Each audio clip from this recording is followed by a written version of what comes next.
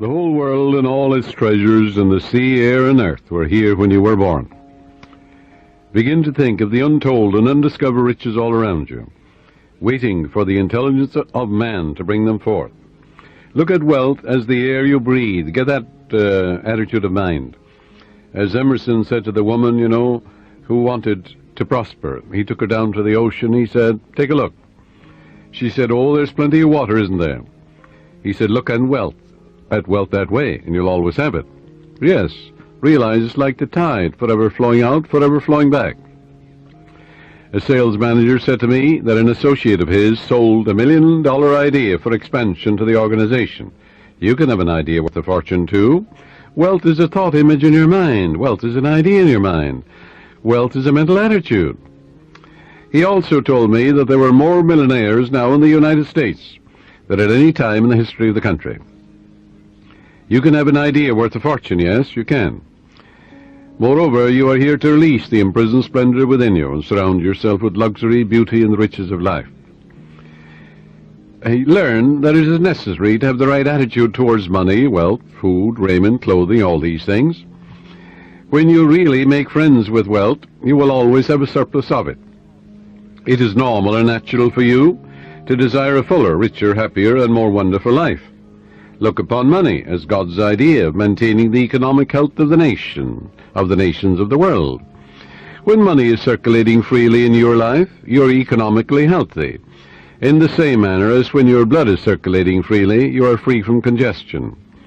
Begin now to see money in its true significance and role in life as a symbol of exchange. That's all it is. It has taken many forms down through the ages. Money to you should mean freedom from want. It should mean beauty, luxury, abundance, sense of security, and refinement.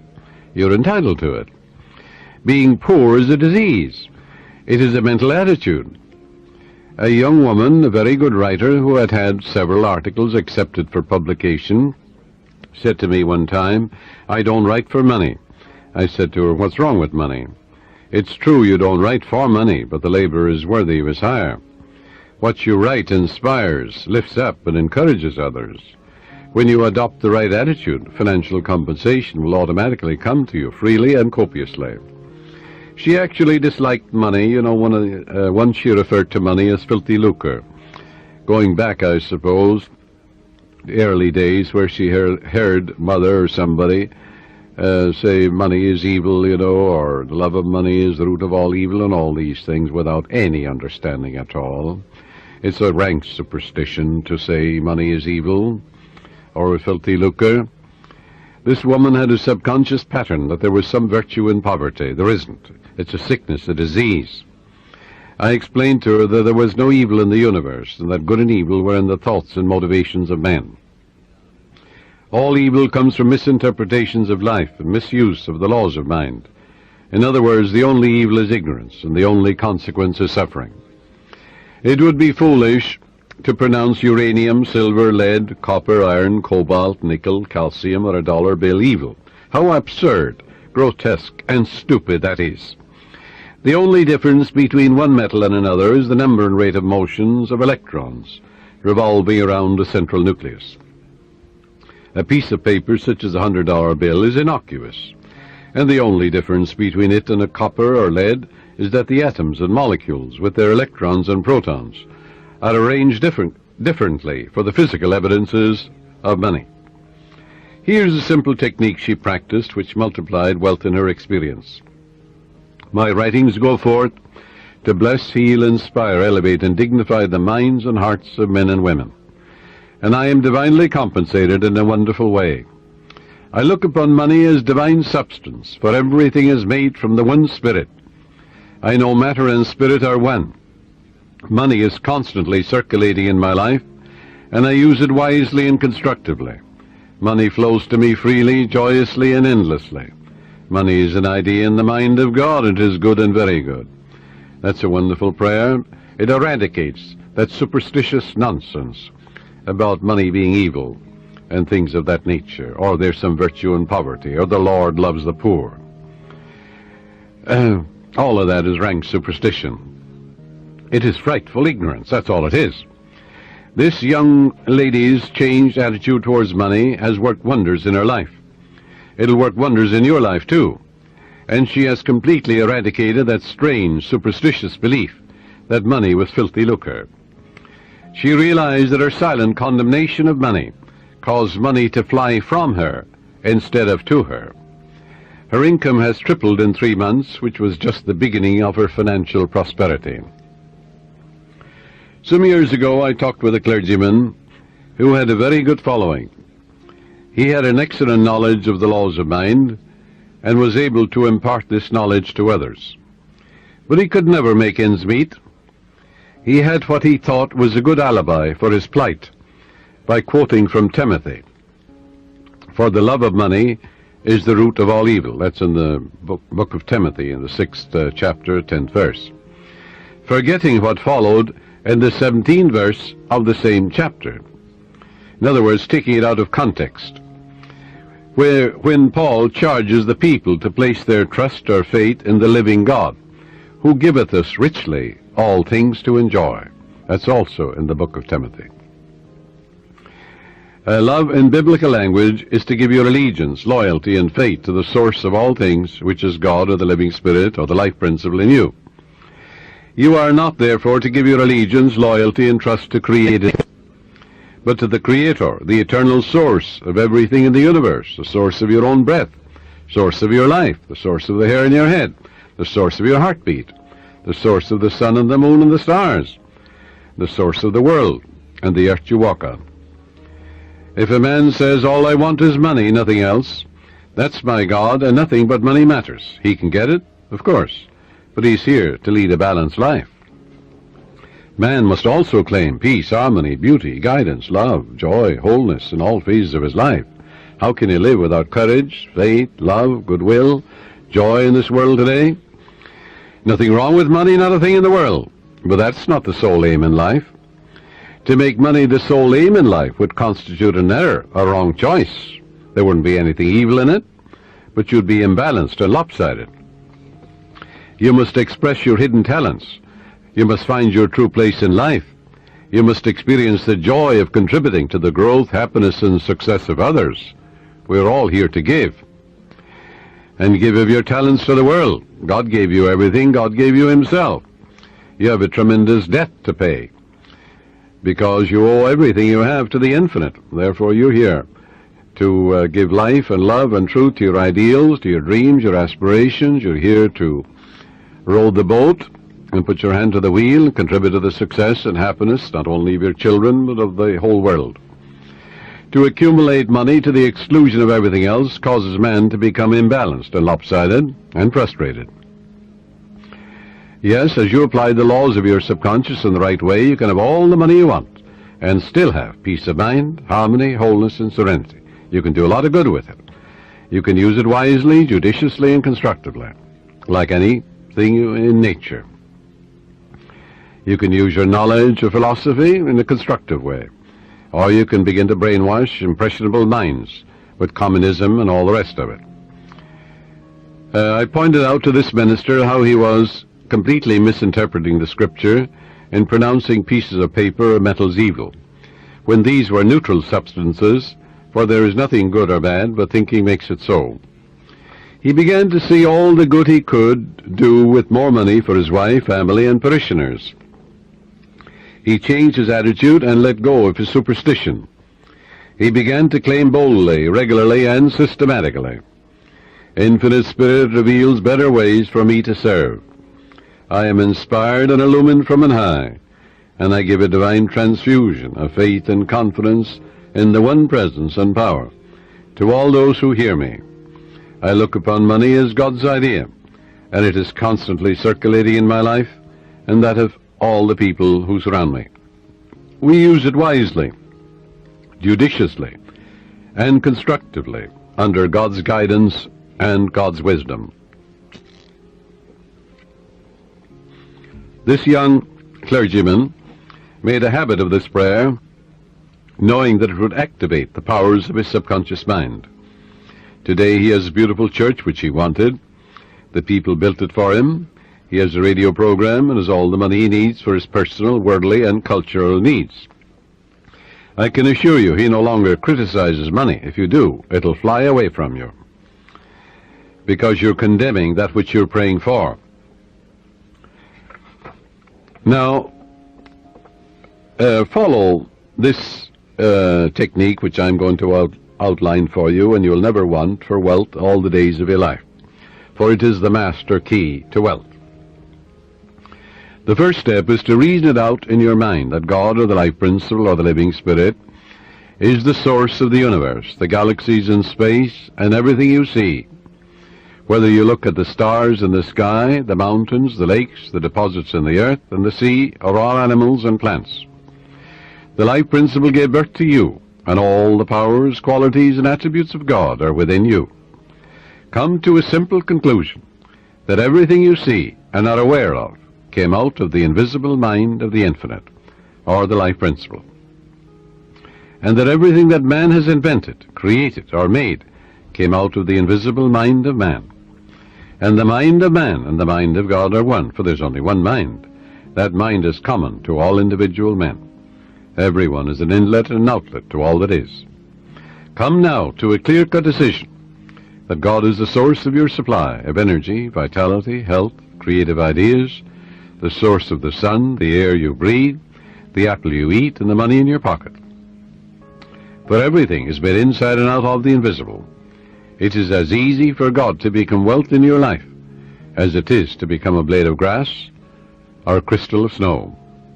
The second step, decide now to engrave in your subconscious mind the idea of wealth. Ideas are conveyed to the subconscious by repetition, faith, and expectancy. By repeating a thought pattern or an act over and over again, it becomes automatic, and your subconscious being compulsive, you will be compelled to express wealth. The pattern is the same as learning to walk, swim, play the piano, type, or drive a car. You must believe in what you're affirming. It's not mumbo-jumbo, it's not idle affirmations. You must believe in what you're affirming, like you believe that when you put seeds in the ground, they grow after their kind. And the seeds are thoughts deposited in your own subconscious mind. Realize that what you are affirming is like the apple seeds you deposit in the ground, and they grow after their kind. You can imagine the seeds going from your conscious to your subconscious mind and being reproduced on the screen of space. By watering and fertilizing these seeds, you accelerate their growth. Know what you are doing and why you are doing it. You're writing it with your conscious pen and your subconscious mind. Because you know, wealth is walk down the street and you see it. Can you count the flowers along the road as you drive? Can you count the sands on the seashore? Can you count the stars in the sky? Can you count the wealth that you're walking on? Yes, underneath you. Maybe oil, gold, silver, uranium. Do you ever think of the riches of the sea, the soil, the air? So repeat, third step is repeat the following affirmation for about 5 minutes, night and morning. I am now writing in my subconscious mind the idea of God's wealth. God is the source of my supply, and I know God is the life principle within me, and I know I'm alive. And all my needs are met at every moment of time and point of space. God's wealth flows freely, joyously, and ceaselessly into my experience, and I give thanks for God's riches forever circulating in my experience. Step 4. When thoughts of lack come to you, such as, I can't afford that trip, or I can't meet that note in the bank, or I can't pay that bill, never, never finish a negative statement about finances. This is mandatory. Reverse it immediately in your mind by affirming, God is my instant and everlasting supply, and that bill is paid in divine order. If a negative thought comes to you 50 times in 1 hour, reverse it each time by thinking and affirming, God is my instant supply, meeting that need right now. After a while, the thought of financial lack will lose all momentum, and you will find your subconscious is being conditioned to wealth. If you look at a new car, for example, never say, I can't buy that or I can't afford it. Your subconscious takes you literally, and blocks all your good. On the contrary, say to yourself, that car is for sale. It is a divine idea, and I accept it in divine order through divine love. This is the master key to wealth. It's impossible for any sincere person to practice this technique and not have all the wealth he or she needs all the days of your life. So follow it, and you're setting the law of opulence in operation. It will work for you as well as for anybody else. The law of mind is no respecter of persons. Your thoughts make you wealthy or poor. Choose the riches of life, right here and right now. A sales manager sent me one of his men for counseling. This salesman was a brilliant college graduate. He knew his products very well. He was in a lucrative territory, but was making only $5,000 annually in commissions. The sales manager felt he should double or at least triple it. In talking to the young man, I found he was down on himself. He had developed a subconscious pattern or self-image of $5,000 a year. In other words, that's all I'm worth. He said that he had been born in a poverty-stricken home, and that his parents had told him that he was destined to be poor. His stepfather had always told him, "You'll never amount to anything. You're dumb, you're stupid." These thoughts were accepted by his impressionable mind, and he was experiencing his subconscious belief in lack and limitation. I explained to him that he could change his subconscious mind by feeding it with life-giving patterns. Accordingly, I gave him a mental and spiritual formula to follow, which would transform his life. I explained to him that he should under no circumstances deny what he affirmed, because his subconscious mind accepted what he really believed. Your subconscious mind accepts your convictions, what you really believe. So believe in God's wealth and God's riches, which are all around you, by the way. He affirmed every morning before going to work, "I'm born to succeed. I'm born to win. The infinite within me can't fail. Divine law and order govern my life.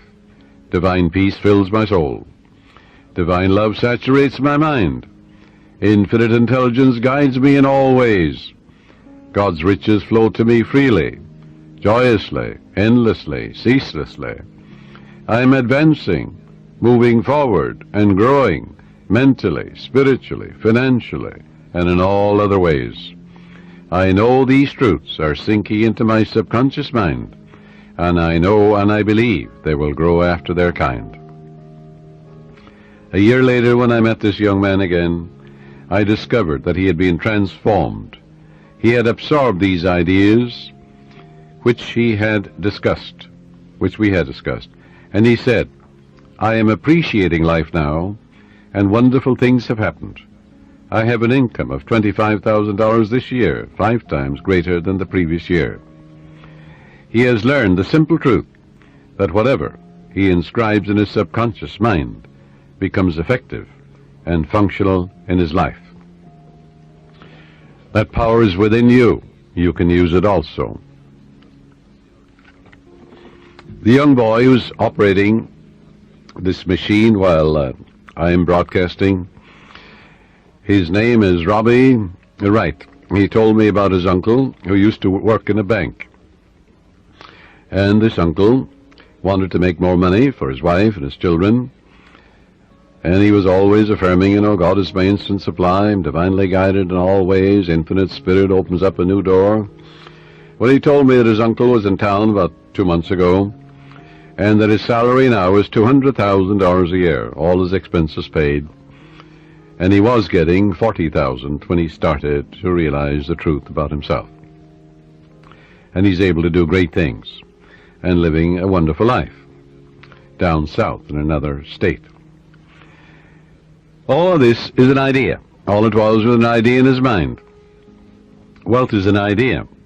A radio is an idea. Television is an idea. An automobile is an idea. Everything you look at is an idea. Suppose you destroyed all the automobiles in the world due to some holocaust.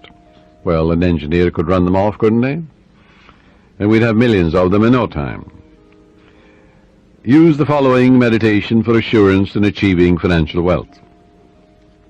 Thou madest him to have dominion over the works of thy hands. I know that my faith in God determines my future. My faith in God means my faith in all things good. I unite myself now with true ideas, and I know the future will be the image and likeness of my habitual thinking. As a man thinketh in his heart or subconscious, so is he. From this moment forward, my thoughts are on whatsoever things are true, whatsoever things are honest, whatsoever things are just, whatsoever things are lovely and of good report. Day and night I meditate on these things, and I know these seeds, which are thoughts, which I habitually dwell upon, will become a rich harvest for me. I am the captain of my soul. I am the master of my fate. For my thought and feeling are my destiny. You see, prayers and affirmations are not for the purpose of changing God or the living spirit or the life principle or influencing the divine. God is the same yesterday, today, and forever. You don't change God, but you align yourself mentally with that which was always true.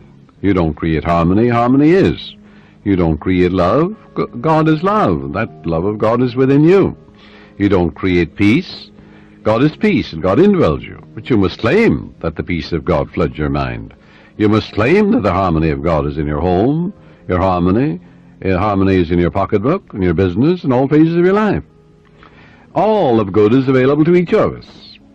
Our prayers and affirmations are for the purpose of bringing our own mind to the point where we can accept the gifts which were given to us from the foundation of time. For God is the giver and the gift. The oil was in the ground before you were born, before any man walked the earth. So was gold and silver, uranium and lead and copper and all the metals that we use today. They were all there. Didn't it take a little intelligence in the mind of man to find these things? Yes, so if you send 2 men to Utah, and one man is a geologist, or he may be also a mineralogist, and he finds nothing. Another man goes, in the first 5 minutes he finds a vein of uranium or silver, in the same territory, in the same land. Where was the wealth? The wealth was in the mind of the second man. He believed in a guiding principle. The other fellow found nothing. He was walking on it. So there is a guiding principle that will lead you. That's what led men to find gold and silver and oil and lead and all these things. We don't need to work on conditions. We need only to work on ourselves. The only place we can cure our lack and limitation is in our own mind. Be transformed by the renewal of your mind. When we have done it there, we shall find that the world, that is your body, your environment and conditions, will be a mathematical reflection of your inner state of mind. Whatsoever things ye ask for when ye pray, believe that ye have received them, and ye shall have them. That is the basis of all successful prayer, whether for the healing of our bodies, for prosperity, success, for achievement, or for material benefits. Once you convince your deeper mind that you have the thing you want, it will proceed immediately to bring it to pass. You might say to me, how can I convince my deeper mind, my subconscious, that I have riches or any other good thing, when my common sense tells me that bills are piling up, creditors are after me, the bank is calling up to pay for the mortgage and for the money I owe, and so on. You can't. If you keep thinking about debts and obligations and how much you owe, you'll only magnify your misery. But here is a truth about the laws of your mind. Your deeper mind accepts as a fact whatever you repeat to it in convincing tones, often enough, just the same as you learn to walk. You had a thought pattern, an act, whether it's swimming or walking or playing tennis or golf, and you repeat it over and over again. You knew what you were doing and why you were doing it. You wanted to learn to walk, you wanted to learn to dance, you wanted to learn to swim. So finally your subconscious assimilated the pattern, didn't it? And then you swim automatically and you walked automatically. The same procedure in praying for wealth or anything else. Once your subconscious accepts the statement as a fact, it proceeds to do everything possible to bring riches to you. Now that's the whole purpose of affirmations, so that you convince yourself of the truth of that which you affirm. Then your deeper mind will bring these things to pass. Many men say to me, I got an affirmation from someone, and it said, I am rich and prosperous now, I am successful, and I'm very wealthy. That affirmation, he said, succeeded in making me much more aware of my need, because, you see, he believed more in poverty and lack than he did in the riches all around him. So I explained to him, I said, you must turn away from that pattern and come back, change your belief. Your subconscious accepts what you believe. I said, look around you and realize that God created you and the whole world. It's an invisible spirit within you. Everything is made inside and out of it. It started your heartbeat. It's the air you breathe, the water you drink. It's the fruit that you eat. And therefore turn away and turn within and change that and say, I recognize the eternal source of my supply. God is the source of my supply. All my needs, spiritual, mental, material, are met at every moment of time and point of space.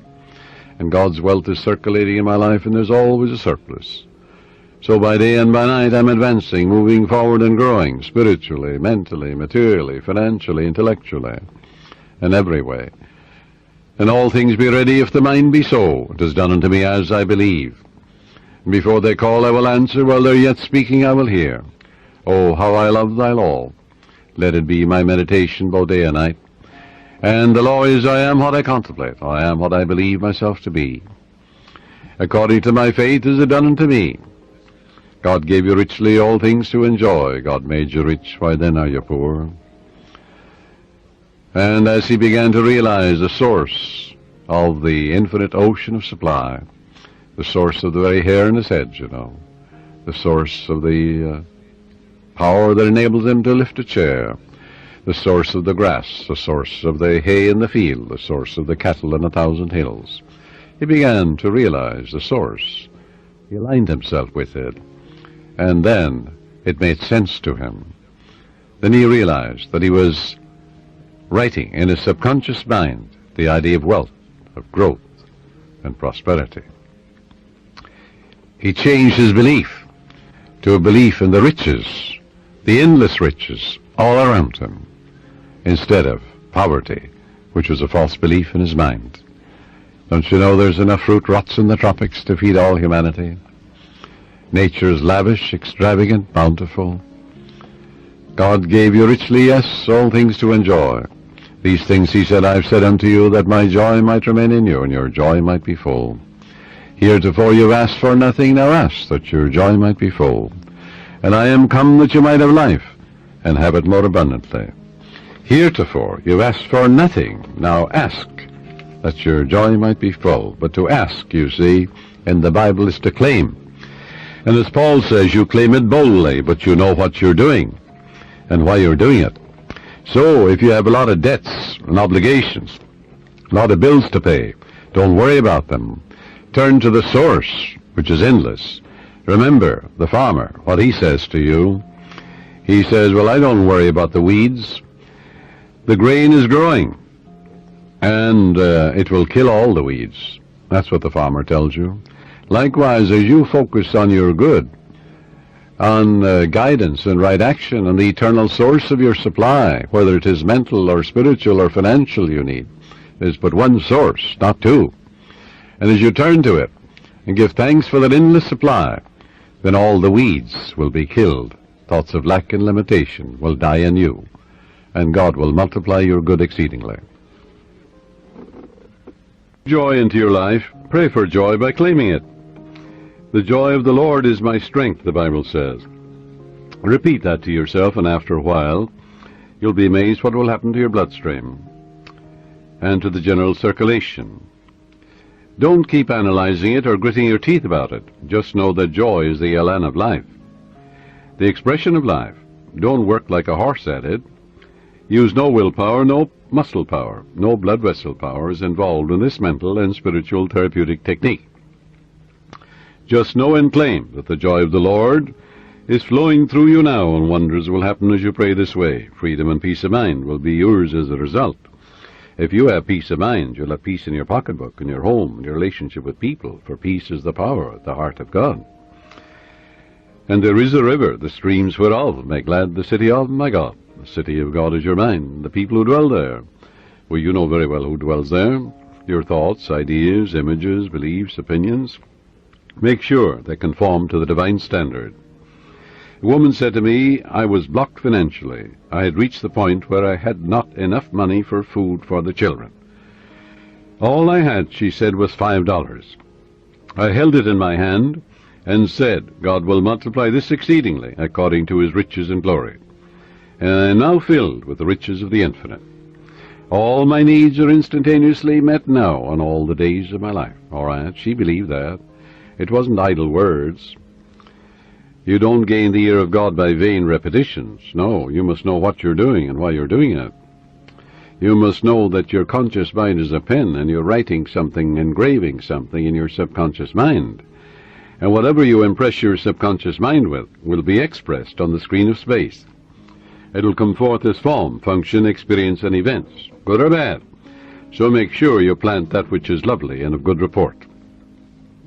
She said, I affirmed that all my needs are instantaneously met now in all the days of my life for about a half an hour, and a great sense of peace came over me. I spent the $5 freely for food. The owner of the market asked me if I wanted to work there as a cashier, since the present one had just gotten married and left. I accepted it, and shortly afterwards I married the owner, my boss, and we have experienced and are experiencing all the riches of life. This woman looked to the source. She didn't know how her prayer would be answered, because you never know the workings of the subconscious. She believed in her heart in the blessings of the infinite. Follow. To believe is to live in the state of being it. It also means to be alive to the eternal truths. Her good was magnified and multiplied exceedingly, because the subconscious always magnifies what you give attention to. There is a presence and a power within you, and you can use it, and you can stir up, as Paul says, the gift of God within you, for God is the giver and the gift, and everything has been given to you. And therefore you can tune in and claim guidance, right action, beauty, love, peace, abundance, security. You can say to yourself, well, God's ideas unfold within me, bringing me harmony, health, peace, and joy. If you're in business, you're a professional man, you're an artist, you're an inventor, just sit down quietly and say, God reveals to me new creative ideas, original, wonderful ideas, which bless humanity in countless ways. And then watch the wonderful ideas that come to you. And they will come, because when you call, it answers. Remember what it says in the Bible? Call upon me, I'll answer you. I'll be with you in trouble. I'll set you on high, because you have known my name. And the name means the nature. Well, the nature of infinite intelligence is responsiveness. Call, the response comes. Constantly affirm, feel and believe that God multiplies your good exceedingly, and you will be enriched every moment of the day, spiritually, mentally, intellectually, financially, and socially, for there is no end to the glory of man for his daily living. Watch the wonders that will happen as you impress these truths in your subconscious mind. As you listen to this tape, this cassette, let these truths sink into your subconscious, and they will, and they are. And you're engraving them.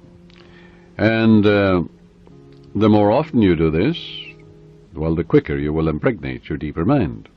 You'll experience a glorious future in a financial way, in every way, too. Watch your thoughts. Never talk about economic lack and limitation. Never talk about being poor or in want. It is very foolish to talk to your neighbors or relatives about hard times, financial problems, and like matters. Count your blessings. Begin to think prosperous thoughts. Talk about the divine riches present everywhere. Realize that the feeling of wealth produces wealth. When you talk about not having enough to go around, and how little you have, and how you must cut corners and eat the cheapest meat, these thoughts are creative. and you are only impoverishing yourself. Use the money you now have freely. Release it with joy, and realize that God's wealth flows to you in avalanches of abundance. Look up to the source. As you turn to the divine presence within you, the response will come. It is written, He careth for you. You will find neighbors, strangers, associates adding to your good, and also to your supply of material things. Make it a practice to pray for divine guidance in all your ways, and believe that God, or the Supreme Intelligence, is supplying all your needs according to His riches and glory. Claim it boldly. Come boldly to the throne of grace, Paul says. And grace, when it's removed from its mystique, is simply the mathematical, orderly reflection of your habitual thinking and imagery. In other words, there's supreme intelligence that responds to your conscious thinking and imagery. Pray for divine guidance, therefore, in all your ways. As you make a habit of this attitude of mind, you will find the invisible law of opulence can and will produce visible riches for you. Recently, a doctor told me that her constant prayer was as follows: I live in the joyous expectancy of the best, and invariably the best comes to me. My favorite Bible verse, she said, with which I saturate my mind is, He giveth to all life and breath and all things. That's from the book of Acts, 17th chapter, 25th verse. She has learned that she is not dependent on people for joy, health, success, and happiness or peace of mind. She looks to the living Spirit Almighty within her for promotion, achievement, wealth, success, and happiness. Whosoever trusteth in the Lord, happy is he. That's from the book of Proverbs, 16th chapter, 20th verse. Contemplate promotion, success, achievement, illumination, and inspiration, and the Spirit of the Almighty will move in your behalf, compelling you to express fully what you meditate on.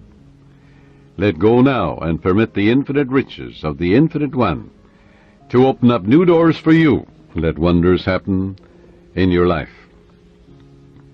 In prayer therapy, avoid struggle and strain. Don't try and force things. How could you add power to omnipotence? Can you make a seed grow? You can't. Plant it in the ground. It will grow. The oak is in the acorn. The apple is in the apple seed. The archetype or pattern is there, but you must deposit it in the soil, where it dies, undergoes dissolution, bequeaths its energy to another form of itself. Spiritual-minded man, he looks at an acorn, he sees a forest, Yes, that's the way your subconscious works. It magnifies your good exceedingly. So avoid strain, since this attitude is indicative of your unbelief. If you're worrying and fearful and anxious, well, that inhibits your good. That brings about blocks and delays and impediments in your life. What does fear do? That which I greatly feared has come upon me. Reverse it. That which I greatly love comes into my experience. Love is emotional attachment. In your subconscious is all the wisdom and power necessary to solve any problem. Your conscious mind is prone to look at external conditions and tends continually to struggle and to resist. Remember, however, it is the quiet mind that gets things done. Quiet your body periodically. Tell it to be still and relax. It has to obey you. Your body moves as moved upon. Your body acts as acted upon. Your body has no self-conscious intelligence, no volition, no will. It moves as moved upon. You can play a melody of God on your body. When your conscious mind is quiet and receptive, the wisdom of your subconscious rises to the surface mind, and you receive your solution. A beauty parlor operator told me that the secret of her success was that every morning prior to opening her beauty salon, she had a quiet period in which she affirms, God's peace fills my soul, and God's love saturates my whole being. God guides, prospers, and inspires me. I am illumined from on high, and His healing love flows from me to all my clients. Divine love comes in my door. Divine love goes out of my door. All those who come into my salon are blessed, healed, and inspired. The infinite healing presence saturates the whole place. This is the day the Lord hath made, and I rejoice and give thanks for the countless blessings which come to my clients and to myself.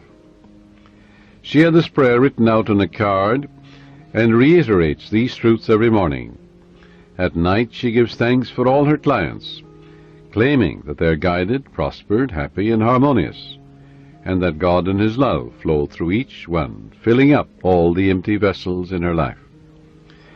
She stated to me that following this prayer technique pattern, at the end of 3 months she had far more clients than she could handle, had to hire 3 additional operators. She had discovered the riches of effective prayer and is prospering beyond her fondest dreams. The sales manager told me that he had been fired because of excessive drinking on the job and because of being involved with one of the secretaries in the office. He was very distressed, dejected, and worried about his wife, his income, and his future. In talking with his wife later, I discovered that she was a chronic nagger and had tried unsuccessfully to dominate and control her husband. She was abnormally jealous and very possessive, and she clocked him in every evening, creating a scene if he were not home at a certain hour. He was emotionally and spiritually immature and did not handle the matter at all constructively. He deeply resented her nagging and her clocking of his arrival at home, and retaliated by drinking and becoming involved with another woman. He said to me, "I just wanted to get even with her." Both of them agreed. It takes 2, to make a go of marriage. It takes 2 to prosper. If a husband and wife will agree in prosperity and success, agreement means harmony, they will prosper. They'll have all the money they need to do what they want to do when they want to do it. And when you have all the wealth you need to do what you want to do when you want to do it, you're as rich as Croesus. Both of them agreed to start a prayer process night and morning, realizing that as they prayed for each other, there could not possibly be any bitterness, hostility, or resentment, as divine love casts out everything unlike itself. And it does. She prayed night and morning as follows: "My husband is God's man. God is guiding him to his true place. What he is seeking him. Divine love fills his soul. Divine peace fills his mind and heart. He is prospered in all his ways, spiritually, mentally, financially, socially, every way. By day and by night he is advancing, moving forward and growing, spiritually, mentally, financially, socially, intellectually, in all ways, for life itself is growth. There are harmony, peace, love, and understanding between us. It is divine right action and divine peace operating in our lives." And he prayed for his wife night and morning as follows: "My wife is God's child. She's the daughter of the infinite, a child of eternity. Divine love fills her soul, and it is written, He careth for her. Divine love, peace, harmony, and joy flow through her at all times. She is divinely guided and prospered in all her ways, for to prosper is to grow along all lines. There are harmony, peace, love, and understanding between us. I salute the divinity in her, and she salutes the divinity in me." As both of them became relaxed and peaceful about the situation, they realized that only good can come out of this situation. Soon he received a phone call from the president of the company calling him back, stating that he had heard he had had a reconciliation with his wife, and at the same time he praised him for his past achievements and accomplishments for the organization. Actually, his wife, without his knowledge, had visited the president of the company and had told him the whole story. how happy they now were, and how the other woman had vanished out of his life. She told how they were now praying together. He was impressed, and she and her husband discovered very quickly the riches of scientific prayer. For the riches of the infinite are within you. You can know if you have succeeded in prayer by the way you feel. If you remain worried or anxious, if you're wondering how, when, and where, or through what source, your answer will come. You are meddling.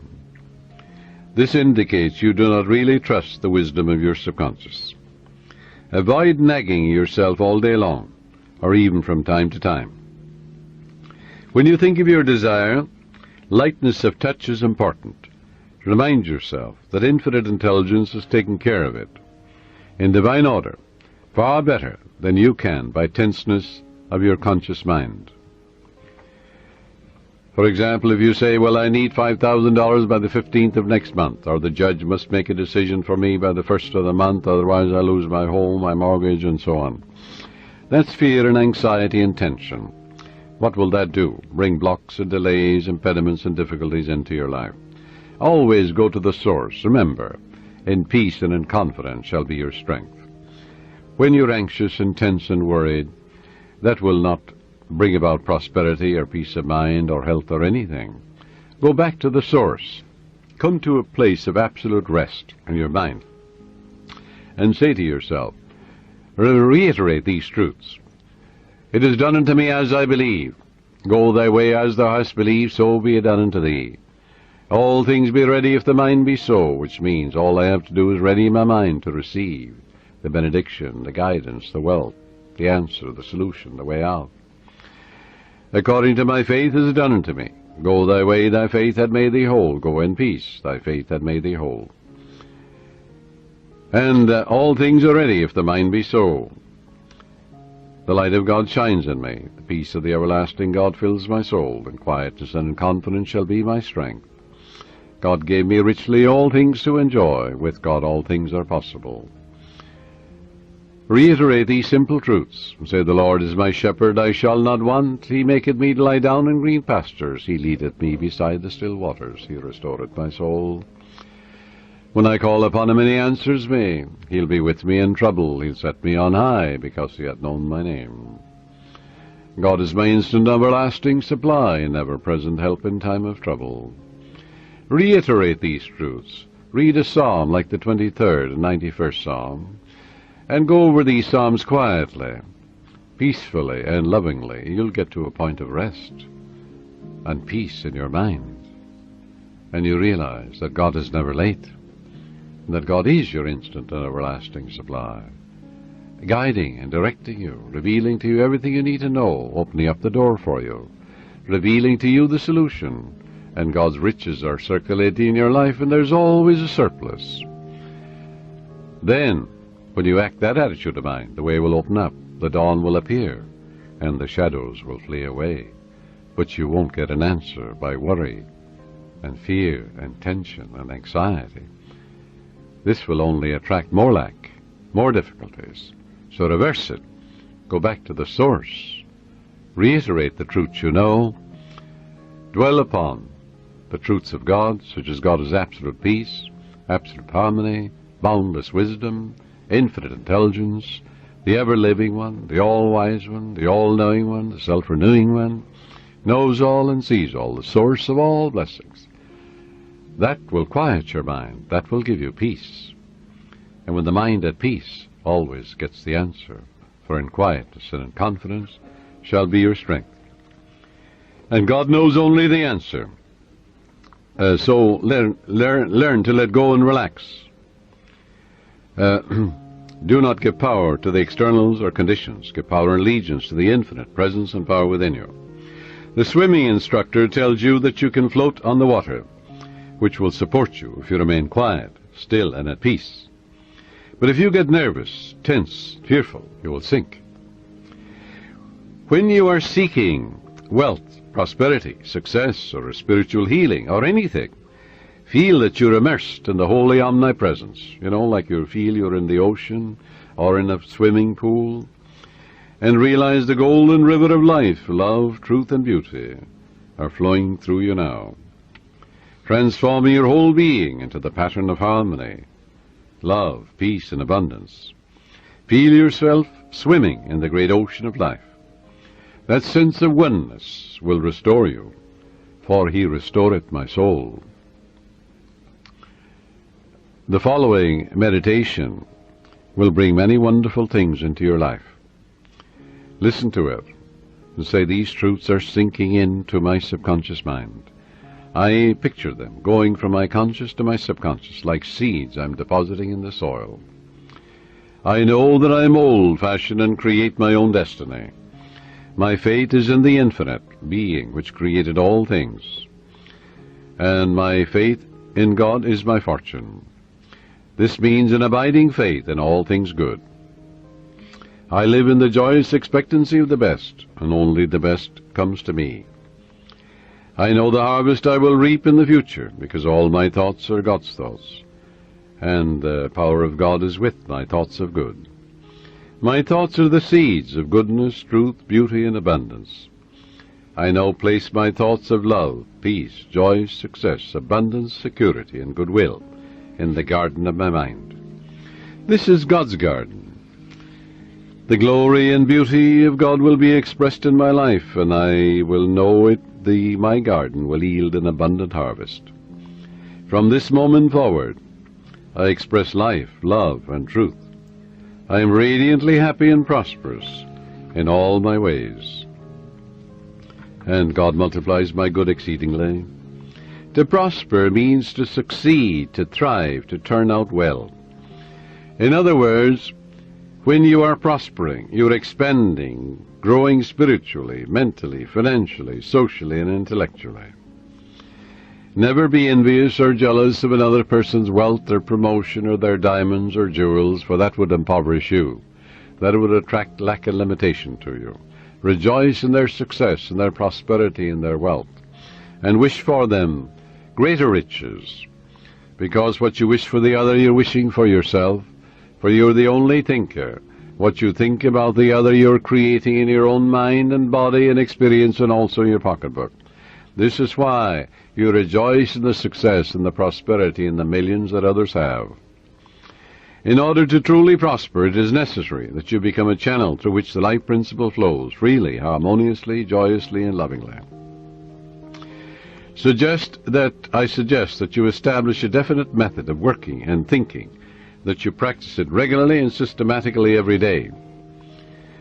One young man who consulted me had experienced a poverty complex for many years, had received no answers to his prayer.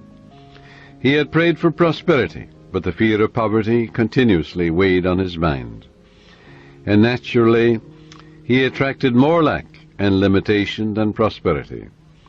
The subconscious mind accepts the dominant of two ideas.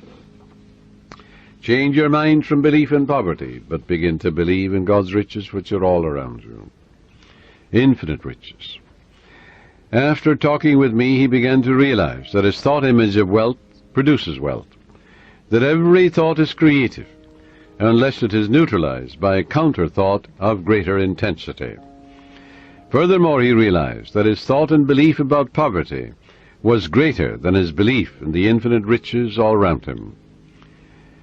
Consequently, he changed his thoughts and kept them changed.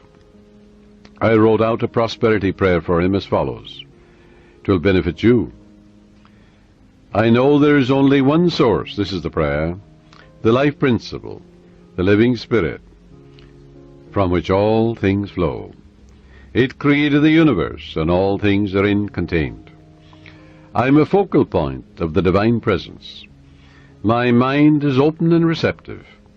I am a free-flowing channel for harmony, beauty, guidance, wealth, and the riches of the infinite. I know that wealth, health, and success are released from within and appear in the without. I am now in harmony with the infinite riches within and without, and I know these thoughts are sinking into my subconscious mind and will be reflected on the screen of space. I wish for everyone all the blessings of life. I am open and receptive to the divine riches, spiritual, mental, and material, and they flow to me in avalanches of abundance. This young man focused his thoughts on God's riches rather than on poverty, and made it a special point never to deny what he affirmed. Many people pray, for wealth, and they deny it an hour later. They say, I can't afford this, I can't make ends meet. They're making a mockery of their prayer. They're like the man that gets into a taxi in New York, and he's going to the airport, and on the way he says to the taxi driver, oh, take me back home, I forgot my passport. So he goes back. Then he said on the way again, oh, I better go to my club, I forgot my wallet. So the taxi driver takes him to his club. And he says, oh, I forgot some letters at my grandmother's. So off he goes to the grandmother. And he gives a half a dozen directions in a half an hour to the taxi driver. Finally, the taxi driver takes him into the police station because he realizes he's mental. Well, now this is the way millions of people pray, even in the New Thought movement. They give a half a dozen directions to their subconscious mind in a half an hour or an hour. The subconscious is so confused and perplexed, it doesn't know what to do, it doesn't do anything. So it results in plain frustration. Frustration, it comes from frustrare, to deceive, to work for nothing. So you don't put a seed in the ground and then dig it up. Stop contradicting what you've affirmed. And that's the way people pray for prosperity. They're constantly denying what they're affirming. And they're making a mockery of prayer. So this young man focused his thoughts on God's riches rather than poverty, and he stopped saying, I can't afford, or I can't buy that piano, or I can't buy that car. He never used the word can't. Can't is the only devil in the universe. Your subconscious takes you literally and blocks all your good. Now, in a month's time, his whole life was transformed. He affirmed the above truths, which I just mentioned, morning and evening, for about 10 minutes, slowly and quietly, engraving them in his mind, knowing what he was doing, believing what he was doing, knowing that he was actually writing down these truths in his subconscious mind, causing the latter to be activated and to release its hidden treasures. For the gold mine is in your subconscious, the diamond mine is there. It's the source of all the riches of heaven. Although this man had been a salesman for 10 years with rather dim prospects for the future, suddenly he was made sales manager at $30,000 a year plus prime benefits.